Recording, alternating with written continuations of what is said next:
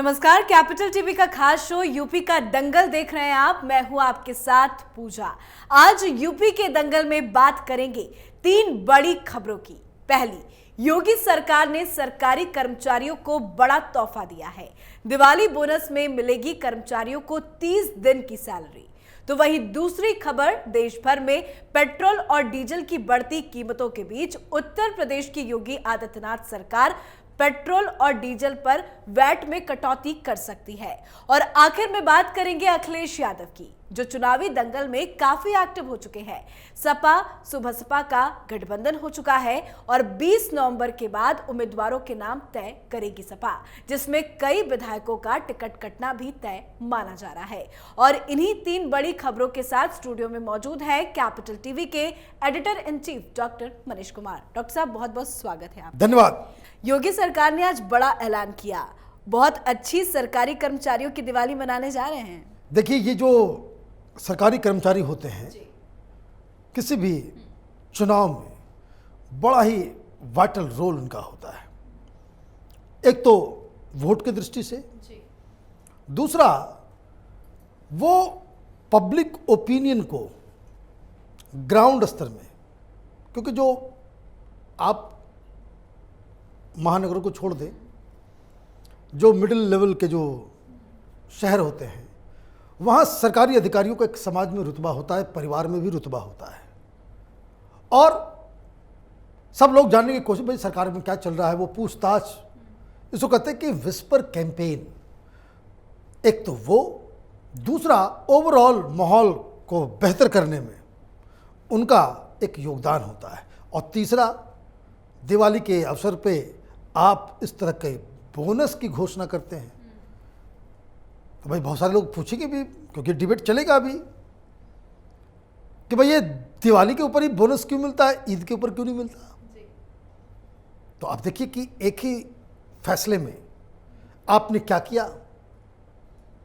एक बहुत बड़े पॉपुलेशन को आपने इस तरह की आर्थिक मदद देकर के उनका समर्थन हासिल किया। दूसरा, आपने ग्राउंड में विस्पर कैंपेन करने वाली आर्मी को भी आपने खड़ा कर दिया।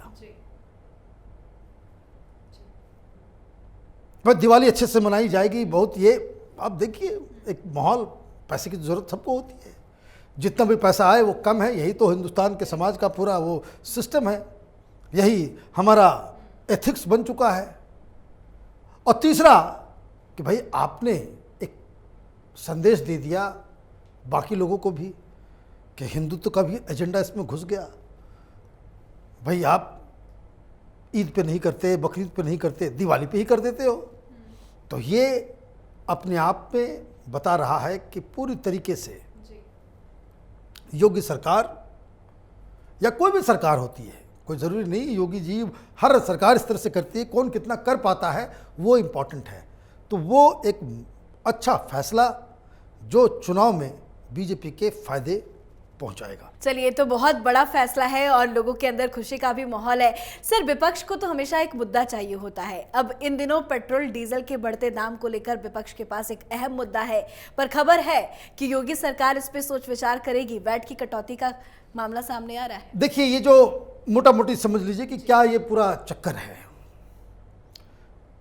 जहां जहां चुनाव होंगे, और ये खबर उत्तराखंड से भी आ रही है, ये खबर यूपी से भी आ रही है कि वहाँ दोनों जगह बीजेपी की सरकार है, और ये लोग ये प्लान कर रहे हैं कि अपने राज्य के निवासियों को वो एक बड़ी राहत दें। कैसे देंगे राहत? राहत इस तरीके से, आप इसको समझ लीजिए। पेट्रोल के ऊपर आपने सही कहा कि विपक्ष जो है मुद्दा उठाता है, लेकिन अगर आप देखेंगे कि जहाँ जहाँ बीजेपी की सरकार नहीं है वहाँ पे पेट्रोल जो है कुछ ही ज़्यादा है, लेकिन ज़्यादा होगा।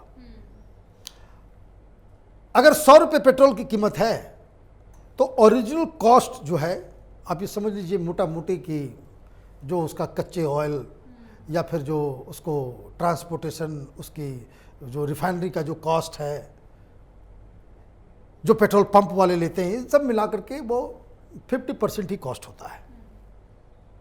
100 रुपये में 50 रुपये के आसपास में सब कुछ हो सकता है। सरकार चाहे तो 50 रुपये लीटर आज की डेट में भी कर सकती है, लेकिन सरकार को पैसे चाहिए होता है। भाई इतना बड़ा तंत्र चल रहा है तो सरकार के पास भी तो आमदनी का जरिया होना चाहिए। तो पेट्रोल और डीजल एक बहुत बड़ा आमदनी का जरिया है। क्यों जरिया है कि जब आप एक लीटर पेट्रोल लेते हैं 100 रुपये में, तो ये समझ लीजिए 50 रुपये जो है वो सरकार के खजाने में दे रहे हैं। कीमत 50 के आसपास ही होगी, उससे कम ही होगी। ज़्यादा हिस्सा वो टैक्स में चला जाता है। अभी टैक्स लेता कौन है? टैक्स दोनों ही सरकार लेती है। उसमें केंद्र की भी सरकार का भी हिस्सा है और इसमें राज्य की सरकार का भी हिस्सा है। इसमें दोनों की हिस्सेदारी होती है और दोनों मिलकर के जो है जनता को जो है वो चूसने में लगे होते हैं। उनके पास और आमदनी का जरिया नहीं होता। एक और जरिया है, वो है शराब, सिगरेट। इसमें सबसे ज़्यादा टैक्स लगते हैं। तो खैर वो तो अलग कहानी है। तो ये मोटा मोटी मान के चलिए कि जो टैक्स के जो पैसे आप दे रहे हैं, मैं एग्जैक्ट फिगर नहीं बता रहा हूं ताकि ये समझने में आसानी हो कि 100 रुपये की कीमत 50 रुपये ओरिजिनल दाम और 50 रुपये आप टैक्स में दे रहे हो 50%। तो मोटा मोटी ये भी समझ लीजिए कि भाई 25 रुपये उसमें केंद्र सरकार के पास और 25 रुपये राज्य सरकार के पास। कुछ कुछ राज्यों में केंद्र सरकार का हिस्सा उसमें कम होता है, राज्य सरकार का हिस्सा ज़्यादा होता है। चूंकि ये रेट अलग अलग होते हैं, इसलिए हर राज्य में पेट्रोल और डीजल की कीमत जो है वो अलग होती है। अब दाम कम करना है, केंद्र सरकार करेगी तो हर जगह पूरे देश में लागू हो जाएगा। एक और डिबेट चल रहा है। केंद्र सरकार बार बार जब उससे पूछा जाता है कि भाई 100 रुपये क्रॉस कर गया, सेंचुरी मार लिया, ये कर लिया, वो कर लिया, राहुल गांधी भी और सारे लोग, लेकिन पेट्रोल की कीमत पे केजरीवाल कुछ नहीं बोलता। क्यों नहीं बोलता? क्योंकि टैक्स तो वो भी खा रहा है। उसने तो सब कुछ फ्री कर दिया है। पेट्रोल के ऊपर भी अगर वो इस तरह के डिबेट में घुसेगा और उसमें कहा जाए, इसलिए केंद्र सरकार ने एक प्रपोजल दिया था कि भाई इसमें जीएसटी में लगा दो, जीएसटी के अंदर इस पेट्रोल को भी डाल लो, तो ज़्यादा से ज़्यादा कितना % होगा टैक्स? 18, 27, आज स्पेशल केस लगा ले 30, तो 20% का जो आप ये समझिए कि उसमें बचाव जो हो जाएगा। अभी जो इतना जो एक्सेसिव लिया जा रहा है, राज्य सरकार और केंद्र सरकार दोनों ही आम आदमी के पॉकेट से जो पॉकेटमारी कर रही है वो बच जाएगा। लेकिन कोई भी राज्य सरकार, राहुल गांधी, वो तो बोलेंगे भाई आसमान में जा रही है, लेकिन राजस्थान का चीफ मिनिस्टर नहीं बोलेगा। कांग्रेस शासित राज्य का मुख्यमंत्री नहीं बोलेगा। ममता बनर्जी इसके ऊपर बात ही नहीं करेगी, इसके ऊपर बात नहीं करेगी। दाम ज्यादा है। तो इसका मतलब यह कि राज्य का भी अपना टैक्स है और केंद्र का भी अपना टैक्स है। अब योगी जी करना क्या चाह रहे हैं कि वो ये बता रहे हैं कि केंद्र सरकार का तो हम नहीं जानते, लेकिन वो जो 25 रुपये हैं उसमें क्या 10 रुपये की राहत दी जा सकती है, 15 रुपये की राहत दी, कितना तक हम टैक्स अपना छोड़ दें, जनता को राहत दे दें, जिससे हमारा काम भी निकल जाए और जनता के ऊपर भार भी कम हो जाए।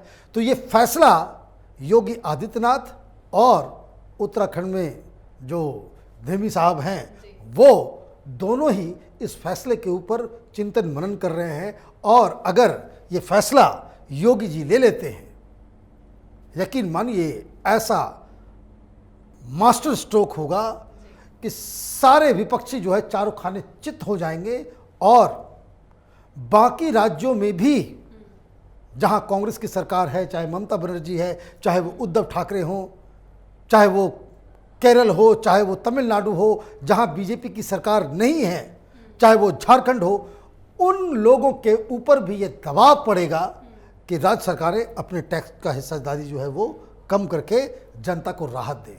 तो एक तो अगर ऐसा हो गया तब तो भारतीय जनता पार्टी के लिए जो कह सकते हैं कि भाई ऊपर वाला देता है तो छप्पर पार के, तो वोट की जो है बारिश जो है वो छप्पर फाड़ के जो है वो वोटिंग मिलेगी। चलिए सर, आपने बहुत अच्छे से समझाया। अब जरा अखिलेश यादव की भी बात कर लेते हैं। बड़ी तेज साइकिल चला रहे हैं इन दिनों।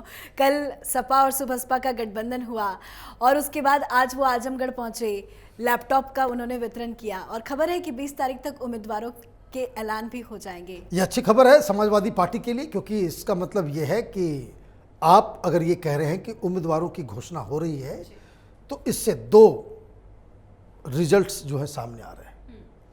पहली बात ये कि 20 तारीख तक जो वो गठबंधन होना था वो हो गया। अब कोई इफ एंड बट की जरूरत नहीं होगी, क्योंकि हर जगह आप जो है उम्मीदवार खड़े कर रहे हैं और जहां जहां उम्मीदवार हैं उन पर लिस्ट भी निकल रही है। कहीं 10 उम्मीदवारों की लिस्ट निकल रही है, जहां कहीं नहीं है वहां पे 3, टॉप 3, टॉप 10, इस तरह से उम्मीदवारों का जो है वो समाजवादी पार्टी बीजेपी की सरकार को चुनौती देने के पोजीशन में सबसे बड़ी विपक्षी पार्टी अब तक बनी हुई है। ये चुनाव समाजवादी पार्टी वर्सेस बीजेपी हो जाएगा अगर इसी तरह से चलता रहा। और अब जब आप ये खबर आ रहा है कि भाई 20 तारीख तक जो है उम्मीदवार को भी तय किया जाएगा, तो इसका मतलब साफ है कि जो राजभर साहब हैं और जो अलग अलग जो जिन लोगों से भी इनका गठबंधन हुआ है वो गठबंधन रहेगा। उसके बाद गठबंधन के रास्ते बंद हो जाएंगे, क्योंकि अब एक बार आपने उम्मीदवार की घोषणा कर दी, अब तो वो कैंपेन में लग जाएगा। अब लास्ट मोमेंट में कहोगे कि भाई हम अब चाचा जी से गठबंधन कर रहे हैं, तुम्हारा सीट नीचे, तब तो वहाँ पे उसको सीट को लूज़ करने के जैसा ही होगा, क्योंकि फिर वो उस तरह से उम्मीदवार जो है अपनी ही पार्टी को नुकसान देने के लिए एंटी कैंपेनिंग शुरू कर देते हैं। तो ये धीरे धीरे यूपी के दंगल में कौन किधर है वो साफ होता नज़र आ रहा है। जिस हिसाब से समाजवादी पार्टी तैयारी कर रही है, जिस हिसाब से ग्राउंड में जो फीलिंग्स आ रही हैं, ये साफ साफ लग रहा है कि इस रेस में कांग्रेस पार्टी, आम आदमी पार्टी और थोड़ा बहुत मायावती वो इस केस से, इस पूरे रेस में जो है वो पिछड़ रही हैं। दंगल में विपक्षियों के बीच जो दंगल हो रहा है कि कौन सबसे बड़ी चुनौती बनकर उभरेगा, उसमें अखिलेश यादव बाजी मारते हुए नजर आ रहे हैं। तो यूपी के दंगल में 20 तारीख बेहद अहम होने वाला है। शुक्रिया सर जानकारी देने के लिए। धन्यवाद। तो अब यूपी विधानसभा चुनाव में वक्त काफी कम बचा है। ऐसे में हर एक पार्टी अपनी अपनी उम्मीदवारों की लिस्ट बनाने में जुट गई है। हर पार्टी हर एक सीट पर बेहद सतर्कता के साथ उम्मीदवार तय कर रही है। ये लिस्ट बनाकर पार्टी हाईकमान को सौंप दी जाएगी और मानकों के आधार पर पार्टी हाईकमान उम्मीदवार के नाम पर मंथन करेगा। हर उम्मीदवारों के नाम काफी अहम है यूपी के दंगल के लिए, पर देखना होगा यूपी के इस दंगल का ताज किसके सर सजेगा। उत्तर प्रदेश विधानसभा चुनाव से जुड़ी हर खबर के लिए देखते रहिए यूपी का दंगल, और यूपी की हर छोटी बड़ी खबरों के लिए देखना ना भूलें कैपिटल टीवी का ही channel capital TV Uttar Pradesh. नमस्कार। 2 साल पहले शुरू हुई एक मुहिम, मीडिया में एक नया आंदोलन, शपथ झूठ को बेनकाब करने की, संकल्प सच को आप तक पहुंचाने का, और इस क्रांति को मिला आपका साथ।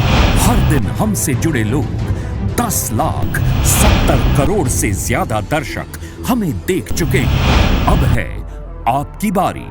उत्तर प्रदेश में नए आंदोलन की तैयारी। आपका कैपिटल टीवी अब और स्पेशल और fresh. Capital TV Uttar Pradesh.